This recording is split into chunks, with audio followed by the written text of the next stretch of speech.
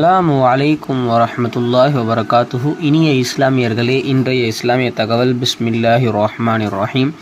An Abdullah ibn Umar ரதியல்லாஹு அன்ஹு قال لو أن رجلا من أهل النار أخرج إلى الدنيا لمات أهل الدنيا من وحشة المنزلة ومن ريحه قال ثم بقى عبد الله بكاء شديدا. நரகவாசிகளில் ஒருவரை இந்த உலகத்திற்கு கொண்டு வரப்பட்டால் இந்த நரகவாசியின் பார்வையாலும் அவர் மேல் வீசும் துர்நாற்றத்தாலும் உலகத்தார்கள் இறந்து விடுவார்கள். அந்த அளவிற்கு கொடுமையான நாற்றமும் தோற்றமும் அவர்கள் மேல் இருக்கும்.